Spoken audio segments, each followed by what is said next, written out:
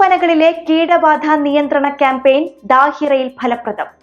ഫലസ്തീൻ പ്രശ്നത്തിന് ദ്വിരാഷ്ട്ര പരിഹാരത്തിന് പിന്തുണയുമായി ഒമാനും ജപ്പാനും. ഖരീഫ് നൈറ്റ് സമഗ്ര മാധ്യമ പരിപാടി സമാപിച്ചു. ഇന്നത്തെ പ്രധാനപ്പെട്ട വാർത്തകളുമായി ഗൾഫ് അപ്ഡേറ്റ്സ് തുടങ്ങുകയാണ്. എല്ലാ പ്രേക്ഷകർക്കും സ്വാഗതം. Gulf updates Oman brought to you by Shahi foods and spices, powered by Purushottam Kanji exchange. രാജ്യത്തെ പ്രധാന ഭക്ഷ്യ ഉൽപ്പന്നങ്ങളിലൊന്നായ ഈത്തപ്പഴ കൃഷിയെ നശിപ്പിക്കുന്ന ചുവന്ന ഈത്തപ്പന കീടങ്ങളെയും ചെറുപ്രാണികളെയും നിയന്ത്രിക്കുന്ന ക്യാമ്പയിൻ ദാഹിറ ഗവർണറേറ്റിൽ ഫലം കാണുന്നു. ഈ വർഷത്തിന്റെ രണ്ടാം പാദത്തിൽ ഗവർണറേറ്റിൽ കീടബാധയിൽ കുറവ് രേഖപ്പെടുത്തി. ഏപ്രിൽ മുതൽ ജൂൺ വരെയുള്ള കാലയളവിൽ നിയന്ത്രണ സംഘങ്ങൾ 601 പുതിയ ആക്രമണങ്ങൾ കൈകാര്യം ചെയ്തു. ഏപ്രിലിലാണ് ഏറ്റവും കൂടുതൽ കേസുകൾ റിപ്പോർട്ട് ചെയ്തത്, 217. അതിൽ 171 ഈത്തപ്പനകൾക്ക് ചികിത്സ നൽകി, 46 എണ്ണം നീക്കം ചെയ്തു. സാങ്കേതിക ഇടപെടലുകളുടെയും ബോധവൽക്കരണ ക്യാമ്പയിനുകളുടെയും ഫലപ്രാപ്തിയെയാണ് സ്ഥിരമായ കുറവ് പ്രതിഫലിപ്പിക്കുന്നത് എന്ന് ദാഹിറയിലെ general directorate of agricultural wealth and water resource അധികൃതർ വ്യക്തമാക്കി. ഒമാൻ വിദേശകാര്യമന്ത്രി Sayyid Badr bin Hamad Al Busaidi Japan വിദേശകാര്യമന്ത്രി തകേഷി ഇവായയുമായി കൂടിക്കാഴ്ച നടത്തി. ഉഭയകക്ഷി സഹകരണം, ഗസ പ്രതിസന്ധി എന്നിവയെക്കുറിച്ച് ഇരുവരും ചർച്ച ചെയ്തു. കുവൈത്തിൽ നടന്ന GCC വിദേശകാര്യമന്ത്രിമാരും ജാപ്പനീസ് വിദേശകാര്യമന്ത്രിയും തമ്മിലുള്ള തന്ത്രപരമായ സംഭാഷണത്തിന്റെ രണ്ടാം സംയുക്ത മന്ത്രിതല യോഗത്തിനോടനുബന്ധിച്ചായിരുന്നു കൂടിക്കാഴ്ച.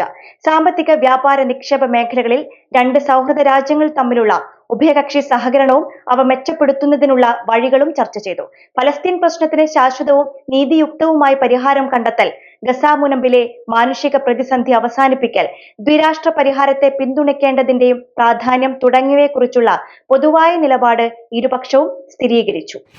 ദോഫാറിലെ ഖരീഫ് സീസൺ ലോകത്തിന് പരിചയപ്പെടുത്തുന്നതിനായി നടത്തിയ ഖരീഫ് നൈറ്റ് സമഗ്ര മാധ്യമ പരിപാടി സമാപിച്ചു. ഒമാൻ ടിവിയുമായി ചേർന്ന് ഇൻഫർമേഷൻ മന്ത്രാലയമാണ് ഗവർണറേറ്റിന്റെ വിനോദസഞ്ചാരം, സംസ്കാരം, പ്രകൃതി, പൈതൃകം എന്നിവ ഉയർത്തി കാണിക്കുകയും കൂടുതൽ പ്രചാരം നൽകുകയും ലക്ഷ്യമിട്ട് ലൈവ് സ്ട്രീം ഉൾപ്പെടെ സംഘടിപ്പിച്ചത്.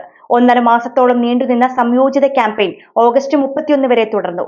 പരിപാടിയിൽ ഒമാനി, GCC മാധ്യമ പ്രവർത്തകരും അറബ് പത്രപ്രവർത്തകരും ഭാഗമായി. ഖരീഫ് നൈറ്റ്സ് എന്ന പേരിലുള്ള സായാഹ്ന പരിപാടിക്ക് വൻ സ്വീകാര്യതയാണ് ലഭിച്ചത്. കാഫ നേഷൻസ് കപ്പിൽ ത്രസിപ്പിക്കുന്ന വിജയവുമായി ഒമാൻ.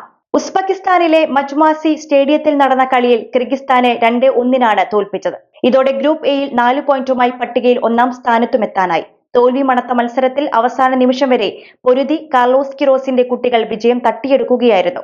കളിയുടെ അവസാന മിനിറ്റുകളിൽ ഇസാം അൽ സുബ്ഹി നേടിയ ഇരട്ട ഗോളുകളാണ് ഒമാനെ വിജയവഴിയിലെത്തിച്ചത്. ഇതോടുകൂടി ഇന്നത്തെ ഗൾഫ് അപ്ഡേറ്റ്സ് പൂർണ്ണമാവുകയാണ്. നമസ്കാരം.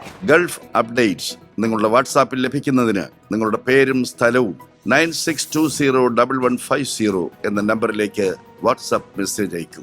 Gulf updates Oman brought to you by Shahi foods and spices, powered by Purushottam Kanji exchange.